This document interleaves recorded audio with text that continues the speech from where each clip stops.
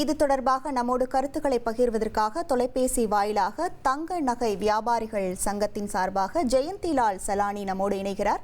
வணக்கம் திரு ஜெயந்திலால் சலானி. தற்போது ஒரே நாளில் 2 முறை தங்கத்தின் விலையானது ஏற்றம் கண்டிருக்கிறது.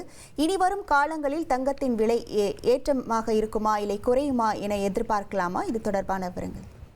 இனி வரும் காலங்கள் அப்படின்னு எடுத்துட்டீங்கன்னா நிச்சயமாக தங்கம் விலை உயர்ந்து கொண்டுதான் இருக்கும். காரணம், இப்பொழுது உயர்ந்தது சர்வதேச சந்தையில் தங்கம் விலை உயராத பட்சத்திலும் இந்தியாவில் மட்டுமே தங்க விலை உயர்ந்துள்ளது. காரணம், அமெரிக்க டாலருக்கு எதிரான இந்திய ரூபாயினுடைய மதிப்பு பெருமளவில் சரிந்துள்ளது. இன்று பாத்தீங்கன்னா 88 ரூபாய் 30 காசு அமெரிக்க டாலருக்கு நிகரான இந்திய ரூபாயின் மதிப்பு இருக்கிறது. இது ஒரு பெரிய சரிவு, இந்திய ரூபாயினுடைய மதிப்பு சரிவு. அதன் காரணமாக உள்நாட்டு சந்தையில் தங்க விலை உயர்ந்துள்ளது. இது மேலும் அதிகமாக, அதாவது இப்பொழுது 88 ரூபாய் 30 காசு இருக்கக்கூடிய இந்த அமெரிக்க டாலருடைய விலை இன்னும் இந்திய ரூபாயின் மதிப்பு சரிந்து 90 ரூபாயாக ஆகக்கூடிய சூழ்நிலை உள்ளது. அப்படிப்பட்ட சூழ்நிலை ஏற்படும் பட்சத்தில் தங்கம் விலை மிக அபரீதமாக உயரும். தங்கத்தை தொடர்ந்து வெள்ளியின் விலையும் பெரிய அளவில் உயர்வதற்கு காத்துக் கொண்டிருக்கின்றன. இணைப்பில் வந்து உங்கள் கருத்துக்களை பகிர்ந்தமைக்கு நன்றி சார்.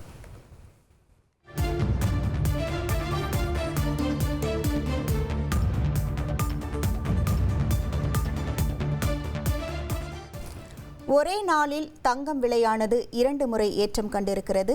இன்று காலை சவரனுக்கு ரூபாய் 520 உயர்ந்த நிலையில் தற்போது மீண்டும் 520 ரூபாயானது உயர்ந்திருக்கிறது.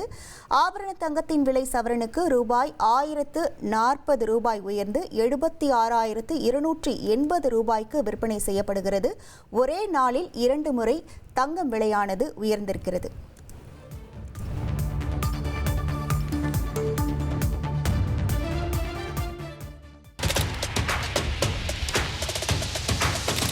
அதிமுக்கிய விவரங்களை அனைவருக்கும் புரிய வைக்கும் பாட்காஸ்ட். உலக அதிகம் தவிர்க்க முடியாத முதல் மக்கள் வளைகுடா நாடுகள் பிரான்சிஸுக்கு பிரியா சம்பவங்களை தேடி களத்திற்கே உங்களை அழைத்துச் செல்லும் ஸ்பாட்லைட். அங்க இருக்கக்கூடிய கள விவரங்கள் என்ன? அமலாக்கத்துறை கடந்த 5 வருஷமாவே சார் எனக்கு ரொம்ப பிடிக்கும் அவர் வர்றதுக்காக எங்களுடைய நியாயமான கோரிக்கை.